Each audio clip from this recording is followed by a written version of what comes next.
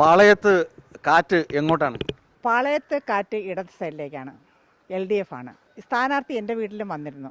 എൻ്റെ വീട്ടിലെ പരിസരത്തോളം ഉള്ളവരെല്ലാവരും തന്നെ സ്ഥാനാർത്ഥി വന്നത് വളരെ ഒരു ആഹ്ലാദത്തോടെയാണ് കണ്ടത്. കാരണം സ്ഥാനാർത്ഥി എന്നോട് പറഞ്ഞതനുസരിച്ച് സ്ഥാനാർത്ഥിയുടെ അച്ഛൻ ഒരു അഡ്വക്കേറ്റും നോട്ടറിയും വഞ്ചൂർ കോടതിയിലെ അദ്ദേഹം സൗജന്യമായിട്ട് നിയമസഹായം ചെയ്തുകൊണ്ടിരിക്കുകയായിരുന്നു. ആ നിയമസഹായം ഇപ്പോഴും സ്ഥാനാർത്ഥി തുടരുന്നു.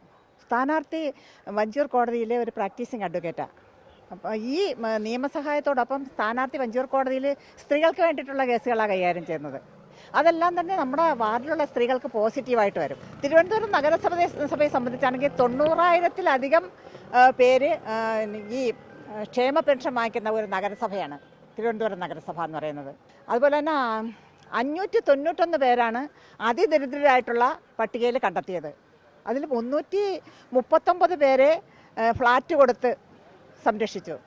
59 പേർക്ക് വീടും സ്ഥലവും ഭൂമിയും കൊടുത്തു. പിന്നെ 50ഓളം പേർക്ക് വീട് പുനരുദ്ധരിക്കുന്നതിനുള്ള സഹായങ്ങൾ ചെയ്തു. ഒരു 16 പേർക്ക് പിന്നെ കെയർ ഹോമുകളിലാക്കി. കാരണം അവർക്ക് വീടോ മറ്റോ അനുവദിച്ചാൽ തന്നെ വീട്ടിൽ കഴിയാനുള്ള ഒരു ആരോഗ്യപരമായിട്ട് കഴിയാത്തവരാണ്. അത്തരത്തിലുള്ള വലിയ ഒരു വികസന പ്രവർത്തനമാണ് നടത്തിയത്. അതുപോലെ തന്നെ സ്മാർട്ട് സിറ്റിയുടെ ഭാഗമായിട്ട്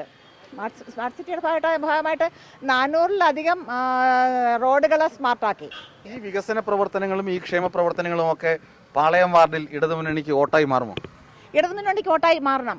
കാരണം ഈ വികസന പ്രവർത്തനങ്ങൾ എല്ലാ കാലത്തും 1957 EMS ഗവൺമെൻറ് ഭരണത്തിൽ വന്ന അന്ന് തൊട്ട് ഓരോ കാലഘട്ടം എടുത്താലും LDFിൻ്റെ സമയത്ത് മാത്രം വികസനങ്ങൾ ഉണ്ടായിട്ടുള്ള ഒരു ഓർമ്മയാണ് എനിക്കുള്ളത്. ഓരോ കാലഘട്ടത്തിൽ 80കളിൽ നായനാരുടെ സമയത്താണ് ആദ്യമായിട്ട് ക്ഷേമ പെൻഷൻ നടപ്പിലാക്കുന്നത്. അന്ന് 45 രൂപയാണ്. ആ 45 രൂപ ഓരോ സമയത്ത് LDF വരുമ്പോഴും 45 60-ആയും 60 80-ആയും 80 120-ആയും വർദ്ധിച്ചു. അത് LDFിൻ്റെ കാലത്ത് മാത്രം.